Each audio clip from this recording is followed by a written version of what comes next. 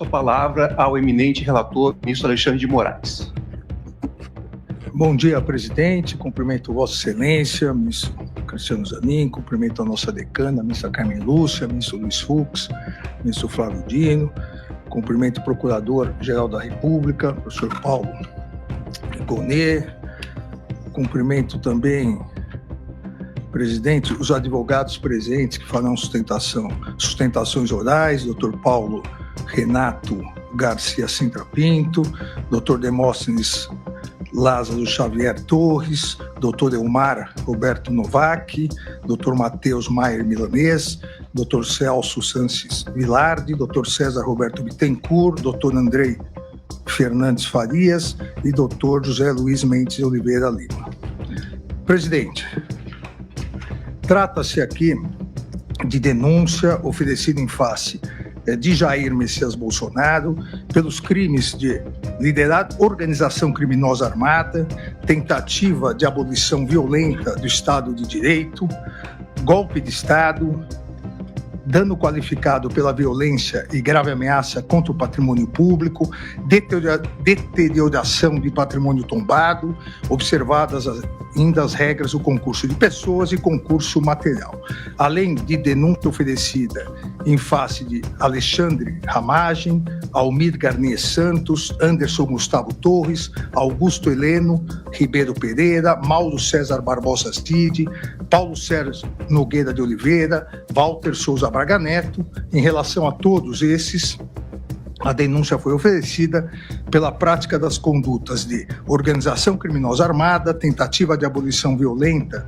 do Estado Democrático de Direito, golpe de Estado, dano qualificado pela violência e grave ameaça e deterioração do patrimônio tombado, também sobre as regras do concurso de pessoas e concurso material. De acordo com a denúncia oferecida pela Procuradoria-Geral da República, os fatos criminosos são, ou a descrição dos fatos criminosos, a descrição é a seguinte: diz a Procuradoria-Geral da República, a responsabilidade pelos atos lesivos à ordem democrática recai sobre organização criminosa liderada por Jair Messias Bolsonaro, baseada em projeto autoritário de poder, enraizada na própria estrutura do Estado e com forte influência de setores militares. A organização se desenvolveu em ordem hierárquica e com divisão das tarefas preponderantes entre seus integrantes. Jair Messias Bolsonaro, junto com Alexandre Rodrigues Ramagem, Almir Garnier Santos, Anderson Gustavo Torres, Augusto Heleno Ribeiro Pereira, Paulo Sérgio Nogueira e Walter Souza Braga Neto, continua a Procuradoria-Geral da República, integrantes do alto escalão do governo federal e das Forças Armadas, formaram o núcleo crucial da organização criminosa, mesmo tendo havido adesão em momentos distintos. Deles partiram as principais decisões e ações de impacto social que serão narradas nessa denúncia. Mauro César Barbosa Cid, embora com menor autonomia decisória, também fazia parte desse núcleo, atuando como porta-voz de Jair Messias Bolsonaro e transmitindo orientações aos demais membros do grupo. Na sequência, a Procuradoria-Geral da República continua. A natureza estável e permanente da organização criminosa é evidente em sua ação progressiva e coordenada que se iniciou em julho de 2021 e se estendeu até janeiro de 2023. As práticas da organização caracterizaram-se por uma série de atos dolosos ordenadas a abolição do Estado Democrático de Direito e a deposição do governo legitimamente eleito. A ação coordenada foi a estratégia adotada pelo grupo para perpetrar crimes contra as instituições democráticas, os quais não seriam viáveis por meio de um único ato violento. A complexidade da ruptura institucional demandou um iter criminis mais distendido, em que se incorporavam narrativas contrárias às instituições democráticas, a promoção de instabilidade social e a instigação e cometimento de violência contra os poderes em vigor. A consumação do crime do artigo 359-M do Código Penal, tentar depor por meio de violência ou grave ameaça, o governo legitimamente constituído ocorreu por meio de sequência de atos que visavam romper a normalidade do processo sucessório. Esse propósito ficou evidenciado nos ataques recorrentes ao processo eleitoral, na manipulação indevida das forças de segurança pública para interferir na escolha popular, bem como na convocação do alto comando do Exército para obter apoio militar à decretação que formalizaria o golpe. Continua a Procuradoria-Geral da República expondo que a organização criminosa seguiu todos os passos necessários para depor o governo legitimamente eleito. Objetivo que, buscado com todo o empenho e realizações de atos concretos em seu benefício, não se concretizou por circunstância que as atividades dos denunciados não conseguiram superar a resistência dos comandantes do Exército e da Aeronáutica às medidas de exceção. Os denunciados também encadearam ações para abolir violentamente o Estado Democrático de Direito. Minaram em manobras sucessivas e articuladas os poderes constitucionais diante da opinião pública e incitaram a violência contra suas estruturas. As instituições democráticas foram vulneradas em pronunciamentos públicos agressivos e ataques virtuais, proporcionados pela utilização indevida da estrutura de inteligência do Estado. O ímpeto de violência da população contra o Poder Judiciário foi exacerbado pela manipulação de notícias eleitorais baseadas em dados falsos. Ações de monitoramento contra autoridades públicas colocaram em risco iminente o pleno exercício dos poderes constitucionais. Os alvos escolhidos pela organização criminosa somente não foram violentamente neutralizados devido à falta de apoio do alto comando do Exército ao decreto golpista, que previa expressamente medidas de interferência nos poderes constitucionais. As ações progressivas e coordenadas da organização criminosa culminaram no 8 de janeiro de 2023. Ato final voltado à deposição do governo eleito e à abolição das estruturas democráticas. Os denunciados programaram essa ação social violenta com o objetivo de forçar a intervenção das Forças Armadas e justificar um estado de exceção. A ação planejada resultou na destruição, inutilização e deteriorização de patrimônio público, incluindo bens tombados. Todos os denunciados, diz a Procuradoria-Geral da República, em unidade de desígnios e divisão de tarefas, contribuíram de maneira significativa para o projeto violento de poder da organização criminosa, especialmente para a manutenção do cenário de instabilidade social que culminou nos eventos nocivos. A organização criminosa, por meio de seus integrantes, direcionou os movimentos populares e interferiu nos procedimentos de segurança necessários, razão pela qual responde pelos danos causados, conforme artigo 163, parágrafo único 1, 3 e 4 do Código Penal. É importante, diz a Procuradoria-Geral da República, dar relevo a que os tipos penais dos artigos 359-L e 359-M do Código Penal referem-se a crimes de atentado que prescindem do resultado naturalístico para se consumar.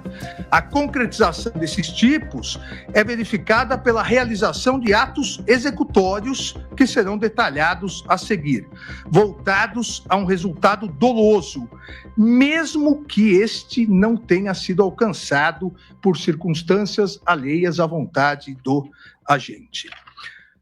Ainda conclui a Procuradoria-Geral da República, em resumo, que evidenciou-se que os denunciados integraram a organização criminosa cientes de seu propósito ilícito de permanência autoritária no poder. Em unidade de desígnios, dividiram-se em tarefas e atuaram de forma relevante para obter a ruptura violenta à ordem democrática e a deposição do governo legitimamente eleito, dando causa ainda aos eventos criminosos de 8 de janeiro de 2023, na Praça dos Três Poderes. A partir disso, a Procuradoria-Geral da República denunciou pelos crimes já descritos anteriormente no relatório. Ainda, presidente, na cota de oferecimento da denúncia, em 18 de fevereiro de 2025, há pedidos da Procuradoria, inclusive a concessão de acesso a todas as defesas de todas as provas utilizadas na denúncia, inclusive a colaboração premiada. Em 19 de 2 de 2025, determinei a notificação dos denunciados com cópias da denúncia da íntegra da colaboração premiada, uma vez que, mesmo a lei autorizando o sigilo da colaboração premiada até o momento do recebimento da denúncia, entendi por bem abrir o sigilo da colaboração premiada antes desse momento, para que todas as defesas pudessem, como fizeram, impugnar eventuais questões em relação à colaboração premiada. E então a notificação dos denunciados com cópias da denúncia, da íntegra da colaboração premiada e da decisão e da minha decisão, para oferecimento de respostas no prazo de 15 dias, como determina expressamente o artigo 4º da Lei 8.038, de 1990, que rege os procedimentos nos tribunais superiores e no Supremo Tribunal Federal. Assim como já me adiantei, determinei o levantamento do sigilo da petição 11767, no qual foi homologado o acordo de colaboração premiada, firmado entre a Polícia Federal e Mauro César Barbosa Cid. Na mesma data, ainda deferi o pedido da Procuradoria-Geral da República e autorizei a todas as defesas o amplo acesso aos elementos de prova já documentados nas PETs 11.108, 11.552, 11.781, 12.159, 12.732, para pleno conhecimento das investigações relacionadas a todos os denunciados. Determinei ainda que a Secretaria Judiciária disponibilizasse as referidas mídias e gravações no acompanhamento processual, da mesma maneira que foram disponibilizados todos os documentos. Todos os denunciados foram devidamente notificados, apresentaram suas defesas prévias. Em resumo, as principais teses apresentadas pela defesa foram impedimento, suspeição e ausência de imparcialidade deste ministro relator e dos ministros Cristiano Zanin e Flávio Dino. Essas teses foram apresentadas pelas defesas dos denunciados Anderson Gustavo Torres, Augusto Heleno Ribeiro Pereira e Paulo Sérgio Nogueira de Oliveira. Segunda tese, a incompetência do Supremo Tribunal Federal e, subsidiariamente, se não a incompetência do Supremo Tribunal Federal, a incompetência desta primeira turma, pleiteando o julgamento pelo plenário do Supremo Tribunal Federal. Essas teses defensivas foram apresentadas por Almir Garnier Santos, Anderson Gustavo Torres, Augusto Heleno Ribeiro Pereira, Jair Messias Bolsonaro, Paulo Sérgio Nogueira de Oliveira. Diversas nulidades que serão tratadas no momento adequado, como a ilegalidade na apresentação de resposta simultânea entre os acusados e o colaborador, ofensa ao princípio da indivisibilidade da ação penal, ausência de amplo e restrito acesso aos elementos de prova constante nos autos, existência de document dump, ilegalidade da decisão que determinou a instauração do inquérito 487, existência de prova ilícita e a chamada pesca probatória. Essas nulidades foram apresentadas em sua somatória pelas defesas de Augusto Heleno Ribeiro Pereira, Jair Messias Bolsonaro, Paulo Sérgio Nogueira de Oliveira, Walter Souza Braga Neto. Também foi apresentada a tese defensiva pela defesa de Jair Messias Bolsonaro de aplicação das regras do juízo de garantias ou algo semelhante nas ações penais originárias no âmbito desta Suprema Corte. As defesas de Jair Messias Bolsonaro e Walter Souza Braga Neto apresentaram, também como tese defensiva, a nulidade do acordo de colaboração premiada firmado entre a Polícia Federal e Mauro César Barbosa Cid. Por seu lado, a defesa de Mauro César Barbosa Cid apresentou o pedido de confirmação da validade da colaboração.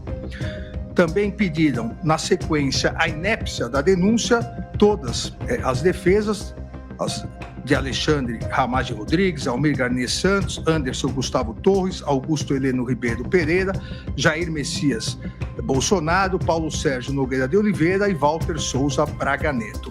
Também todas as defesas alegaram ausência de justa causa para o oferecimento da denúncia. Na sequência, presidente, eu especifico mais o que cada defesa justificou, fundamentou em relação a todos esses pontos, mas como os advogados estão aí, todos farão sustentações orais, eles poderão detalhar com melhor clareza esses pontos apresentados nas defesas. Quase todas as defesas apresentaram, menos uma, apresentaram testemunhas e três das defesas apresentaram documentos. Em virtude da apresentação desses documentos, nos termos do artigo 5º da Lei 8.038, quando apresentados documentos pelas defesas na defesa prévia, é necessário que a Procuradoria se manifeste sobre o que foi apresentado. E a Procuradoria foi devidamente intimada e se manifestou sobre as defesas prévias em 13/3/2025. Da mesma forma, presidente, como o excelentíssimo Procurador-Geral da República fará a sustentação oral, ele melhor explicará seu posicionamento sobre isso.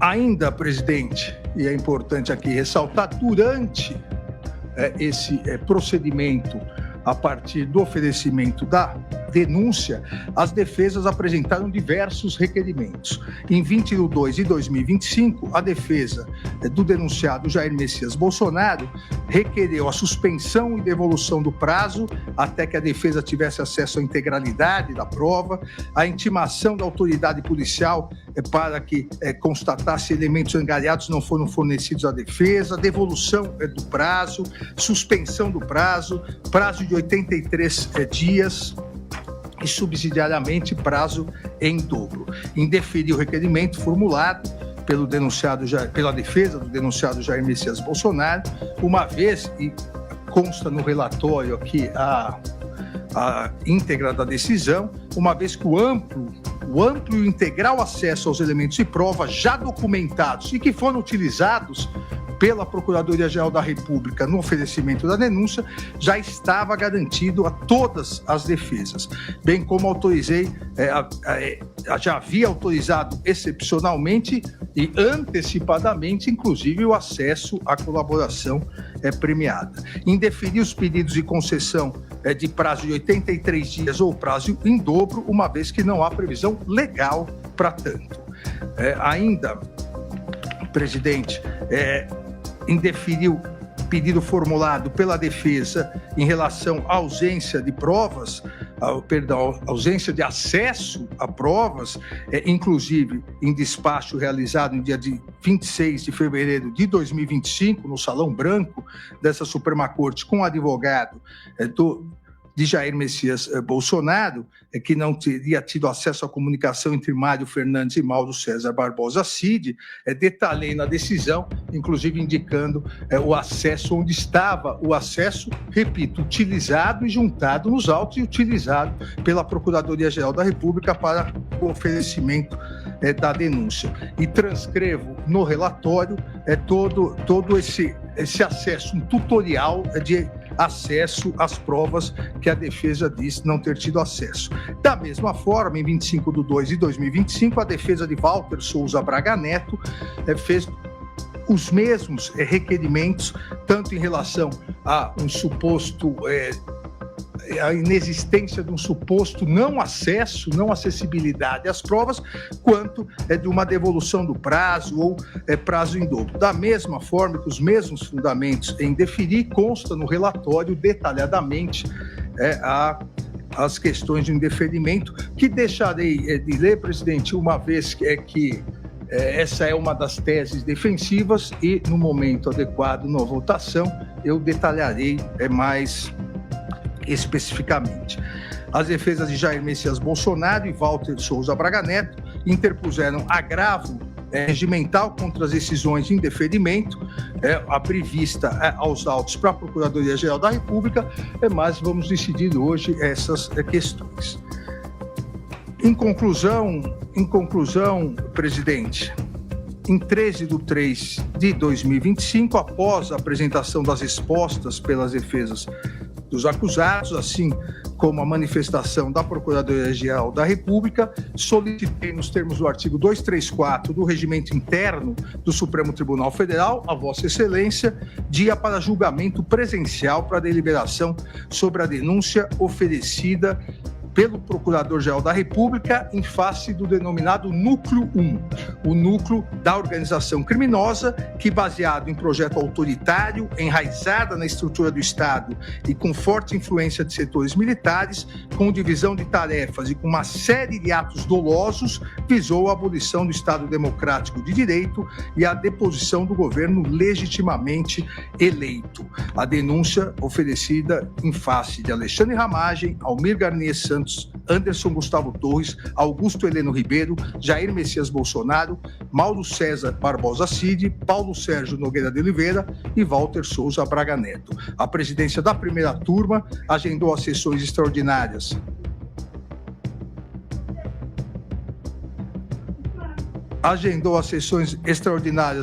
para os dias 25 e 26 de março de 2025, com início às 9h30 e término às 12h30, bem como manteve a convocação da sessão ordinária para dia 25 de março à tarde e sessão extraordinária para o dia 26. É o relatório, presidente. Obrigado. Chegamos ao fim de mais um vídeo.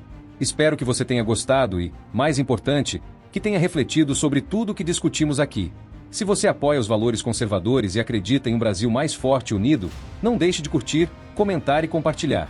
Isso ajuda a fortalecer nossa voz e a espalhar a verdade para mais pessoas. E claro, não se esqueça de se inscrever e ativar o sininho para não perder nenhum conteúdo. Juntos, vamos continuar essa luta. Até o próximo vídeo.